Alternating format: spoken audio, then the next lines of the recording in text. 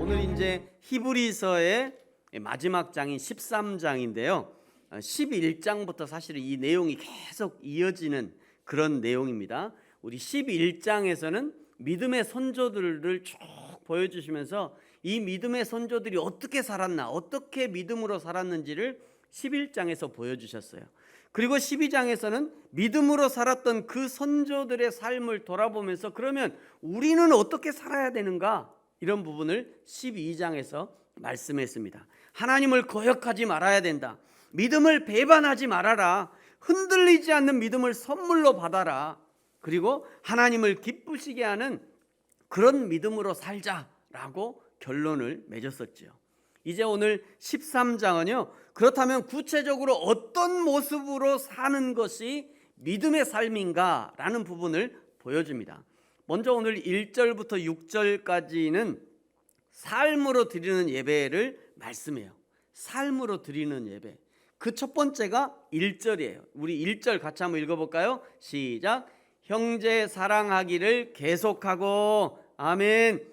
헬라어 원어를 보면요, 이게 여기 이 부분이 어떻게 써져 있냐면 형제 사랑하기를, 이게 이제 헬라어로요, 휠라델프히아 이렇게 되어 있습니다. 휠라델프히아. 그 다음에 형제 사랑하기를, 이게 그 다음에 계속하다라는 단어가 마노 이렇게 돼 있어요. 그러니까 형제 사랑하기를 계속해서 이렇게 번역한 거예요. 그런데 원어를 보면, 헬라어 원어를 보면은 이 단어 앞에 호라고 하는 전치사가 붙어 있어요. 호. 이 호가 뭐냐면 그라는 뜻이에요. 그. 그러니까 원어를 그대로 번역하면 그 형제 사랑하기를 계속해라, 이런 의미입니다. 여기 그 형제 사랑하기, 그 형제 사랑이라는 것이 뭐냐면 이 히브리서를 편지를 받는, 히브리서가 편지잖아요. 그래서 이 편지를 받는 하나님의 백성 그리고 성도들이 지금까지 실천하고 있었던 형제 사랑의 모습을 격려하는 것이에요. 정확하게 그들이 어떤 사랑의 실천을 했는지는 알 수 없지만, 그러나 성경이 칭찬하고 싶은 사랑의 모습이 그들에게 있었다는 거예요. 6장 9절에서 10절에서도요, 이 히브리서의 이 독자들이 행했던 형제 사랑에 대해서 이렇게 언급했습니다. 9절 10절에 보면요, 사랑하는 자들아, 우리가 이같이 말하나 너희에게는 이보다 더 좋은 것, 곧 구원에 속한 것이 있음을 확신하노라. 하나님은 불의하지 아니하사 너희 행위와 그의 이름을 위하여 나타낸 사랑으로 이미 성도를 섬긴 것과 이제도 섬기고 있는 것을 잊어버리지 아니하시느니라. 여기 이미 성도를 섬긴 것이 있다는 거예요. 이미 너희들이 이미 이전에 성도를 섬긴 것이 있었다. 그리고 이제도 지금도 섬기고 있는 것이 있다, 이 얘기하는 거예요. 이 이미 섬긴 것, 그리고 너희들이 지금도 섬기고 있는 것, 그 사랑의 실천을 계속하라는 거예요. 그 사랑의 실천을. 여러분, 뭐든지요, 한 번 하는 거는 쉽습니다. 한 번 하는 거는 그냥 눈 찔끔 감고 하면 돼요. 그러나 계속 하는 것은 결코 쉬운 일이 아니에요. 그래서 오늘 하나님이 우리에게 명령으로 말씀하시는 거예요. 그 형제 사랑하기를 계속해라. 그리스도 안에서 형제 사랑을 표현하는 방법이 무엇이 있을까? 다양한 방법이 있겠습니다만 그 중에 가장 기본이 되는 것이 인사하는 것이 아니겠나. 뭐 유명한 연예인들입니다만 얼마나 반갑게, 얼마나 반갑게 인사해요. 이렇게 반갑게 인사하는 거, 악수하면서 인사하고 말이죠. 그래서 우리가 아침 일찍 예배 시작하면서 먼저 인사하는 거예요. 인사하면서 서로의 안부를 물어주는 것, 그것이 사랑의 시작이라는 겁니다. 인사할 때 서로의 눈빛을 교환하고 얼굴을 살피고 손을 맞잡으면서 손이 따뜻한지 차가운지 살결이 거칠어졌는지 살피고 물어보고 말이죠. 코로나19가 창궐하면서 이런 가장 먼저 해야 될 형제 사랑을 가로막는 것이 있어서 답답합니다만, 그래도 가능한 범위 내에서 서로의 안부를 묻고 반갑게 인사하고 서로에 대한 배려를 해주는 것, 이것이 형제 사랑이 아니겠는가 생각합니다. 두 번째, 어떤 모습으로 사는 것이 믿음의 삶이냐, 2절에 보니까요, 손님 대접하기를 잊지 말래요. 손님 대접하기를 잊지 말라. 당시의 그리스도인들은요, 핍박으로 인해서 복음 전도 여행과 그 여행을 위해서 숙식하기가 어려웠기 때문에 그리스도인들이 손님을 대접하는 것은 복음 전도 사역에 매우 중요한 역할을 담당하고 있었습니다. 그렇기 때문에 손님 대접에 대한 권면은 초기 그리스도인들에게 중요한 메시지였고요, 그들이 지켜야 될 의무와도 같은 것이었어요. 저희 교회는 작은 교회이지만 그래도 손님들이 자주 오는 편이에요. 저희 교회도. 또 우리가 일본 선교하는 교회를 이렇게 알려져, 작지만 그래도 광주에서 일본 선교 열심히 하는 교회 알려져 있어요. 그래서 서울에서도 어떤 분이 자기가 광주 사람인데 일본 선교 하려고 한다. 그럼 그 교회 가라고 이래가지고 우리 교회 오신 분도 있어요. 어쨌든 이렇게 일본 선교하는 교회로 이렇게 알려져 가지고요, 저도 일본 유학 시절에 관계를 맺는 친구들 또 선교사들이 많이 있기 때문에 그렇게 연결이 되어서 선교사들이 찾아오는 경우들도 있었습니다. 그러면 기본적으로 저희 교회에서요, 저희 교회에 계시는 동안 숙박과 식사를 제공하는 경우들이 있어요. 물론 다들 막 거부까지는 아니지만, 목사님 괜찮다고, 뭐 작은 교회가 뭐 이런 것까지 하시냐고, 괜찮다고 우리가 이렇게 그렇게 하는데, 가능하면 선교사님들은 여기 하루 이틀 머물러야 되면 제가 숙박을 좀 해결해드리고 또 식사도 한 번은 사드리고 제가 그렇게 하고 있어요.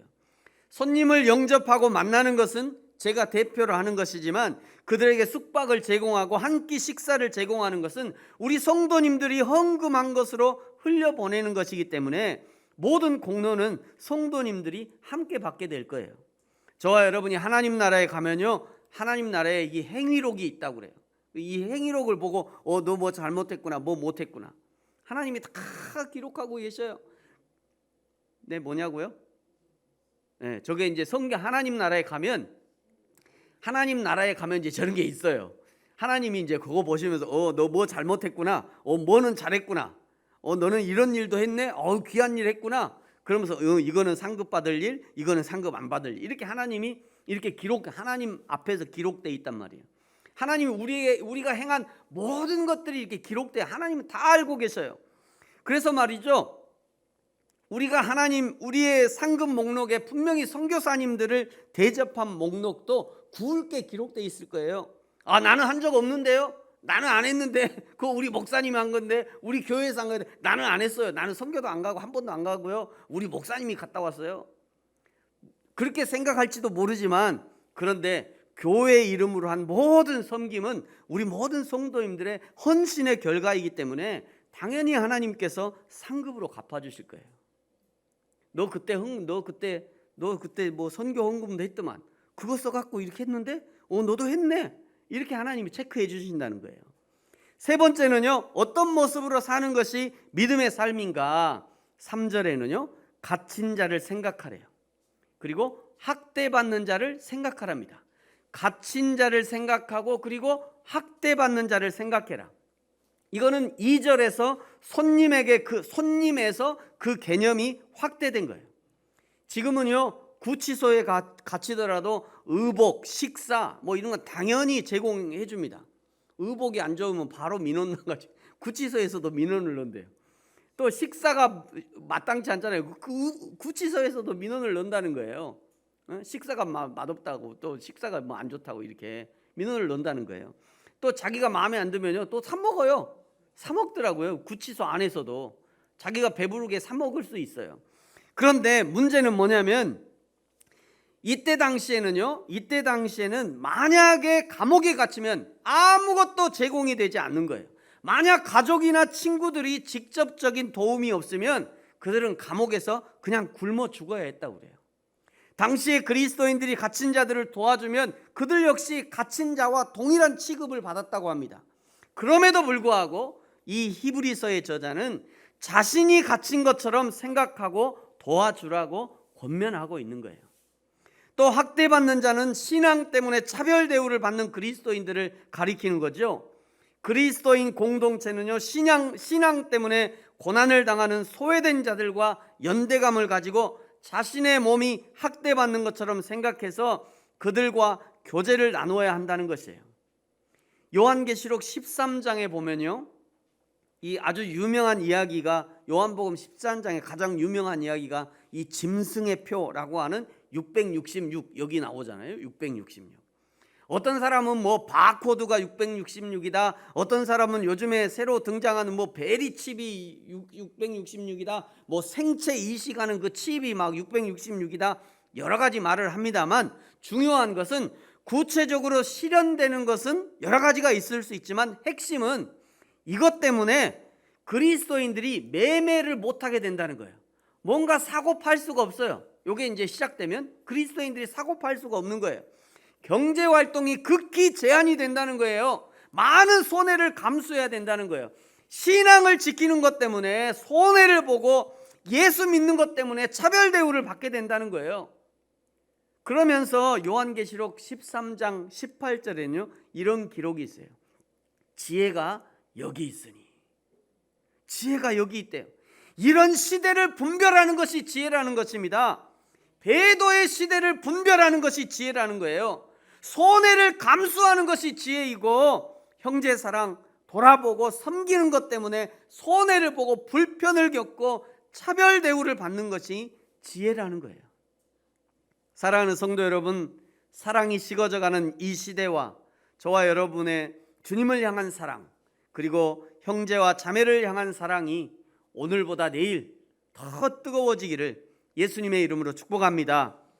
계속해서 네 번째로요, 어떤 모습으로 사는 것이 믿음의 삶이냐. 오늘 4절에 보니까요, 모든 사람은 결혼을 귀히 여기랍니다. 결혼을 귀히 여기라. 자, 여러분 우리 4절 같이 한번 읽겠습니다. 시작.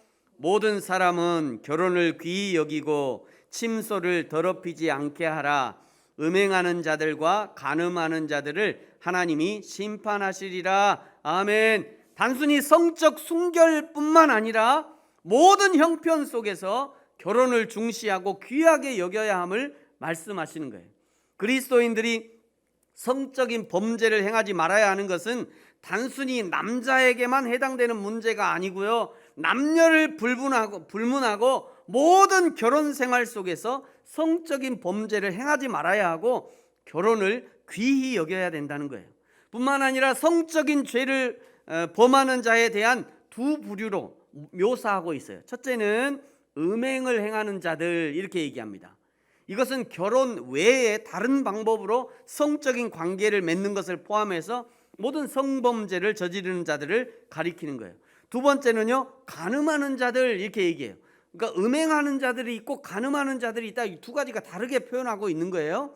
이 간음하는 자들은 결혼 시에 남자는 여자에게, 또 여자는 남자에게 나는 검은 머리가 팥뿌리가 되도록 당신을 사랑할 겁니다. 어떤 어려움에서도 함께 헤쳐나갈 겁니다. 이런 막 하잖아요. 나의 경제권은 다 아내에게 주겠습니다. 나는 아내에게 용돈 타서 쓰겠습니다. 이런 막 어제 보니까 막 별 재미있는 이런 그 서약을 많이 하잖아요.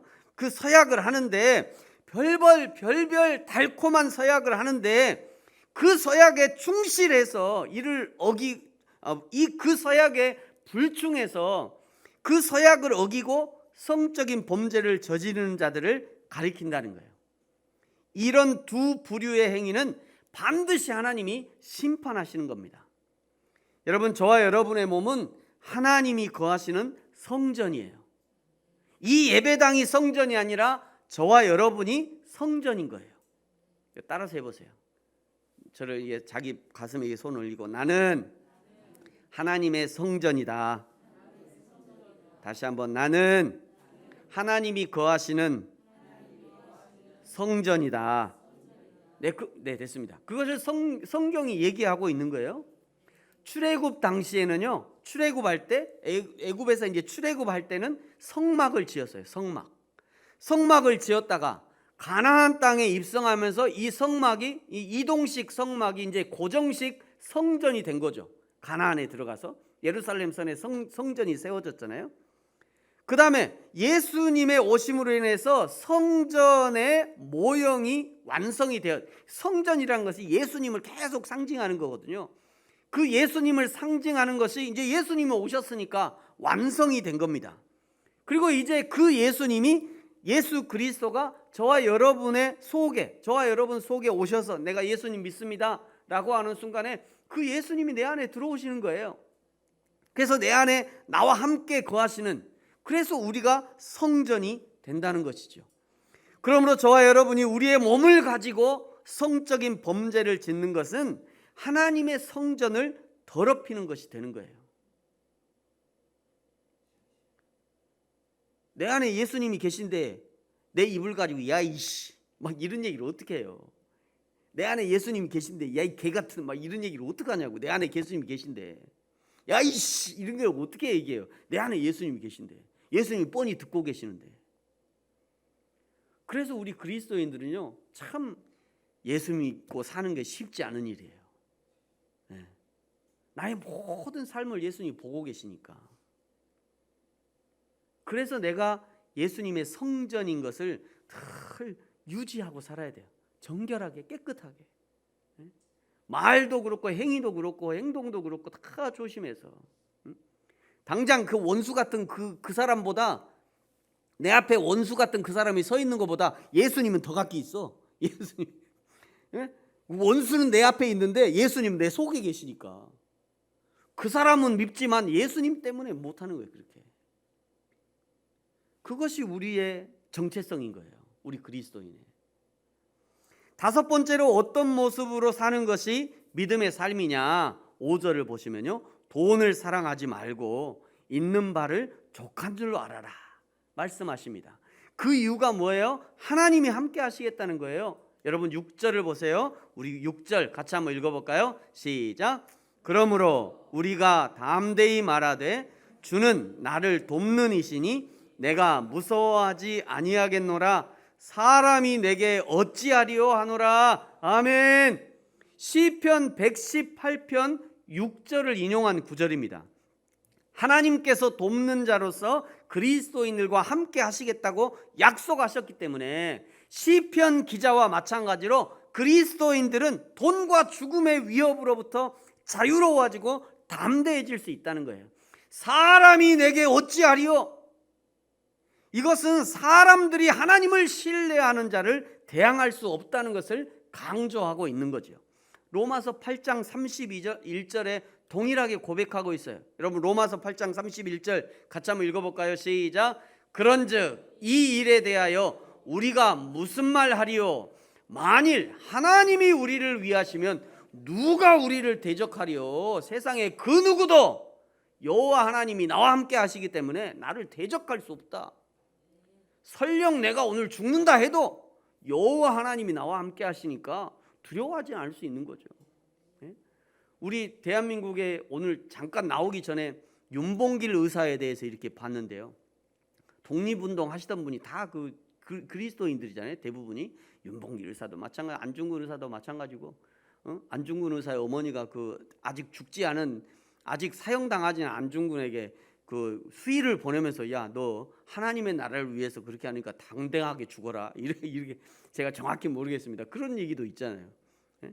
설령 일본 사람들이 나를 쏴 죽여도 하나님이 나와 함께 하시는데 내가 어떻게 거기서 두려워할 수 있겠냐, 이런 얘기를 하는 거죠.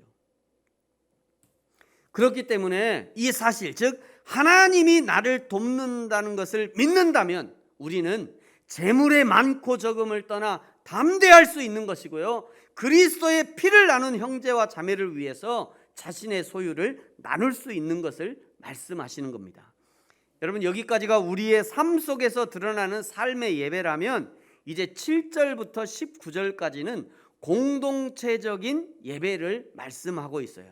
오늘 7절을 보시면요, 하나님의 말씀을 너에게 일러주고 너희를 인도하던 자들을 생각하며 그들의 행실의 결말을 주의하여 보고 그들의 믿음을 본받으라. 8절, 예수 그리스도는 어제나 오늘이나 영원히 동일하시니라. 그리스도인들은 지도자들이 수많은 고난과 죽음의 위협 속에서 신앙을 지키다가 심지어 죽기까지 한 것을 기억할 뿐 아니라, 여러분 우리가 그냥 요즘에는 너무 편하게 우리가 예수님 믿잖아요. 아무 때나 예수 믿고 싶을 때 믿고 교회 가고 싶을 때 가고 찬송하고 싶을 때 찬송하고 다 할 수 있어요. 근데 이 기독교 신앙이 처음 시작될 때 그때는요 그냥 죽는 거였어요. 발견되면 그냥 죽는 겁니다. 발견되면 감옥 가서 굶어 죽고, 그런 신앙을 지켜서 지금 우리가 여기까지 온 거예요. 그냥 우리 기독교 신앙이 그냥 온 게 아니라 그 수많은 믿음의 선배들의 생명을 희생한 그런 신앙이에요. 우리 기독교 신앙이 그냥 보통 신앙이 아니라니까요. 그냥 대충 믿을 것이 아니에요. 그래서 우리 그리스도인의 지도자들이 그 수많은 고난과 죽음의 위협 속에서도 신앙을 지켜온 거예요. 그들이 과거에 매일의 삶 속에서 하나님의 말씀을 전하고 그 말씀에 의지하여 신앙을 저버리지 않고 굳게 잡은 사실을 주의하여 살펴보고 따라야 한다 말씀하고 있는 겁니다. 9절을 보십시오. 여러 가지 다른 교훈에 끌리지 말아라.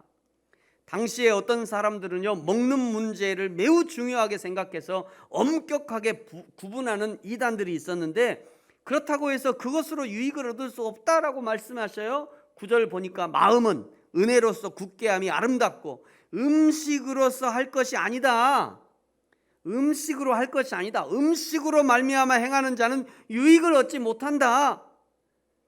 당시에 구약 율법을 가지고 어떤 음식을 먹어야 하냐 말아야 하냐, 이방 지역에 살면서 이것이 이방의 제단에 드려진 거니까 이걸 먹어야 되냐 말아야 되냐, 뭐 제사 드릴 때 한 거니까, 이방 사람들이 제사 드릴 때 한 거니까 이거 먹어야 되냐, 그런 얘기를 많이 했다는 거예요. 그걸 가지고 또 그리스도인들의 성도들을 옥죄는 일이 있었다는 거예요. 여러분 분명히 기억하시기 바랍니다. 음식이 사람보다 중요하지 않습니다. 여러분 이런 부분은 고린도전서 8장을 좀 자세히 보시면 훨씬, 제가 설교하는 것보다 훨씬 자세히 나왔어요. 고린도전서 8장을 한번 여러분 이제 시간 나실 때 한번 읽어보십시오. 음식이 하나님을 예배하는 것보다 중요하지 않습니다. 음식의 문제 때문에 형제 사랑하기에 문제가 생긴다면 하나님이 결코 기뻐하지 않으실 거예요. 음식의 문제 때문에 너의 예배 생활에 문제가 생긴다면 하나님이 결코 기뻐하지 않으신다는 거예요. 뭐 우리 교회야 그런 분은 없겠지만 어떤 분들은 주일에 점심 먹었더니 그 점심이 맛없어갖고 교회 안 간다는. 점심이 맛없어갖고 교회에서 주는 점심이 맛없어갖고 그 교회 안 간. 아주 극단적인 얘기지만 그래서는 안 된다는 거예요. 음식 문제가 뭔가를 먹고 마시고 뭘 먹느냐 마느냐 이거 가지고 우리의 신앙을 좌지우지하게 할 수 없다는 거예요. 그러면서 아주 중요한 말씀은 이제 11절부터 사실은 하십니다. 11절부터 보세요, 여러분. 11절에 보면 이는 죄를 위한 짐승의 피는 대제사장이 가지고 성소에 들어가고 그 육체는 영문 밖에서 불사름이라. 그러므로 예수도 자기 피로써 백성을 거룩하게 하려고 성문 밖에서 고난을 받으셨느니라. 13절은 같이 한번 읽을까요? 시작. 그런즉 우리도 그의 치욕을 짊어지고 영문 밖으로 그에게 나아가자. 아멘. 여기 왜 영문 밖으로 그에게 나아가자라고 말씀하시는가? 영문 밖에서 골고다 언덕 위에서 예수님이 십자가에 달려 돌아가셨기 때문에 그 예수님이 계신 곳, 그 예수님의 죽음, 그 예수님의 십자가 앞으로 함께 가자고 권면하는 거예요. 우리도 함께 그 십자가를 감당하자고 권면하고 있는 것입니다. 예수님의 그 십자가의 의미를 안다면 음식 문제를 가지고 형제를 시험에 들게 하지 않을 수 있기 때문에 오늘 무엇을 먹을까, 무엇을 마실까, 그 목구멍의 문제를 넘어설 수 있기 때문에 영문 밖 예수님께로 나아가자 권면하고 있는 거예요. 사랑하는 성도 여러분, 날마다 영문 밖 예수님께 나아가 예수님의 십자가로 인생의 모든 결론을 내는 저와 여러분이 되어지기를 예수님의 이름으로 축복합니다. 그러면서 이제 15절부터는 이렇게 예배하라고 우리에게 알려주셔요. 15절을 보세요. 예수로 말미암아 항상 찬송의 제사를 하나님께 드리자. 그것이 곧 예수의 이름을 증언하는 입술의 열매니라. 16절을 보세요. 오직 선을 행함과 서로 나누어 주기를 잊지 말아라. 하나님은 이 같은 제사를 기뻐하신다. 17절을 보십시오. 17절 글씨가 좀 작아서 그렇습니다만 여러분 17절 같이 한번 읽어볼까요? 시작. 너희를 인도하는 자들에게 순종하고 복종하라. 그들은 너희 영혼을 위하여 경성하기를 자신들이 청산할 자인 것 같이 하느니라. 그들로 하여금 즐거움으로 이것을 하게 하고 근심으로 하게 하지 말라. 그렇지 않으면 너희에게 유익이 없느니라. 아멘. 오늘요 이 똑같은 얘기를 7절에서도 했어요. 7절에서 너희를 인도하던 자들을 생각하고 본받으라. 또 17절에서도 얘기했습니다. 너희를 인도하는 자에게 순종하고 복종해라. 나중에 24절에서 또 얘기해요. 너희를 인도하는 자들에게 문안해라. 반복적으로 얘기합니다. 히브리서가 반복적으로 지도자들에게 순종하고 복종할 것을 강조하는 것은 당시의 배교의 위험과 지도자들을 잘 따르지 않고 대적하는 자들이 이미 교회에 많이 있었음을 보여주는 거죠. 이 히브리서를 기록했던 당시나 지금이나 지도자들에게 순종하지 않고 복종을 거부하는 것이야말로 교회에 가장 큰 해악을 미치는 것이고요, 성도의 삶을 파괴하는 가장 위험한 일이 되었기 때문에 오늘도 성경이 그것을 강조하고 있는 겁니다. 사랑하는 성도 여러분, 지금 여러분을 가르치고 또 여러분에게 하나님의 말씀을 전달해 주는 사역자들을 귀하게 여기시기 바랍니다. 별로 아멘이 안 되시나 보네. 여러분을 가르치고 여러분에게 하나님의 말씀 전달해 주는 사역자들을 귀하게 여기시기 바랍니다. 저는 저를 귀하게 여기세요. 그 얘기 아니에요. 제가 그 얘기 안 합니다. 저는 그냥 종이에요. 저는 그 종의 역할을 열심히 할 거니까 혹시 여러분에게 성경을 가르치고 또 누군가 여러분에게 예배를 또 이렇게 하게 하고 여러분에게 성경을 가르치고 복음을 전해주는 자들이 있다면 귀하게 여기셔야 돼요. 귀하게. 예전에 우리 한국 교회에서는요, 어렸을 때 아기 때부터 알아. 아기 때부터 걔가 어릴 때 우리 교회에서 태어나가지고 유아세례 받고 막 고추 다 내놓고 막 뛰어다니는 놈이 언제 커가지고 신학교 가고 전도사를 했어. 그래도 우리 권사님들 장로님들은요 그 전도사 앞에서 아이고 전도사님 이렇게 했어요. 우리 한국 교회 전통이 그래요. 그렇게 했다니까요. 걔가 귀에서 그렇게 합니까? 응? 그 아이가 이제 하나님의 일꾼 되기 때문에 하나님의 사역자 되기 때문에 그렇게 해주는 거예요. 응? 그것 때문에. 그래서 여러분 참 저희 교회는 저 혼자밖에 없어서 죄송합니다만 여러분이 어디를 가든지 어디에서 섬기든지 하나님의 말씀을 가르치는 사역자들을 귀하게 여겨주시면 좋을 것 같아요. 그렇게 하십시오. 그게 하나님이 기뻐하시는 겁니다. 그래서 성경에 그거를 얘기하잖아요. 성경에 그렇게 하라고 얘기하잖아요. 뿐만 아니라 말과 삶으로 신실하신 예수 그리스도를 드러내고 마치 자신들이 청산할 자인 것처럼 하나님 앞에 말씀을 전하는 사역자들이 있다면 그들을 귀하게 여기셔야 합니다. 그들을 존중해 줄 수 있어야 돼요. 그것이 성경의 가르침이에요.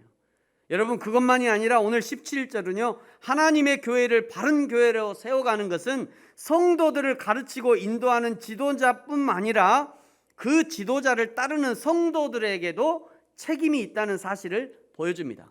오늘 17절 후반절에 보면요 이렇게 얘기해요. 그들 목회자들이죠. 목회자들로 하여금 즐거움으로 이것을 하게 해라. 이것이 뭐예요? 목회 활동을 얘기하는 거죠. 성경을 가르치고 성도를 돌보고 그거를 즐거움으로 이것을 하게 하래요. 근심으로 하지 말라. 그렇지 않으면 너희에게 유익이 없대요. 목회자가 가질 수 있는 근심은 성도들이 혹시라도 이단에 빠질까, 이단에 빠져서 하나님을 떠날까, 성도들의 신앙이 성장하지 않을까, 구원의 여정에서 탈락할까 봐 그것이 가장 큰 근심이에요. 목회자들이 이런 근심을 하지 않도록 하는 것은 성도들의 책무라는 거예요. 성도들의 신앙이 날로 든든해져서 함께 하나님의 나라와 하나님의 교회를 세워갈 수 있다면, 얼마나 아름답고 영광스러운 일이겠습니까? 이거야말로 정말 기쁜 일인 거죠. 이제 오늘 말씀을 마치겠습니다. 하나님은 우리의 예배를 받으시기를 기뻐하십니다. 공적 예배도 하나님이 기뻐하시지만 우리의 삶의 예배도 하나님이 기뻐하셔요. 형제를 사랑하는 것이 예배입니다. 복음의 사역자들을 대접해 주는 것이 예배예요. 자신의 몸을 정결하게 지키는 것이 예배입니다. 결혼을 소중하게 여기는 것, 그것이 예배입니다. 돈을 사랑하지 않는 것이 예배입니다. 오직 예수 그리스도로 만족하는 것, 그것이 우리의 삶의 예배인 것이에요. 이 삶의 예배가 바탕이 되어지고 그 위에 공적 예배가 드려질 때 하나님이 받으실 만한 예배가 되는 거예요. 그러니까 일주일 동안 여러분이 이제 오늘 예배 끝나고 가셔갖고 그때부터 삶을 잘 사다가 내가 막 형제를 사랑하고 누군가 섬기고 막 이렇게 돈을 사랑하지 않고 나는 오직 예수님이면 좋아, 나 예수님 한 분이면 충분해, 나는 예수님으로 만족해, 나는 예수님 믿는 게 너무 좋아, 너무 행복해, 막 이렇게 일주일을 살다가 그렇게 일주일을 살다가 그리고 주일날 오는 거예요. 아, 목사님 저 지난 한 주일 동안 너무 그냥 기쁘게 살았어요. 하나님 찬송하며 살았어요. 하나님 예배하며 살았어요. 제가 우리 이웃들에게도 내가 예수님 믿게 됐다고 자랑하고 살았어요. 당신도 예수 믿으라고 얘기하고 살았어요. 그런 고백을 가지고 주일날 오는 거예요. 그리고 주일날 여기서 함께 이제 공동체 예배로 드리는 거죠. 그 예배를 하나님이 기뻐하신다는 거예요. 사랑하는 성도 여러분, 저와 여러분의 예배를 통해서 우리 하나님이 영광을 받으시고 우리에게는 하나님의 놀라우신 축복이 임하는 저와 여러분의 삶이 되어지기를 예수님의 이름으로 축복합니다. 기도하겠습니다.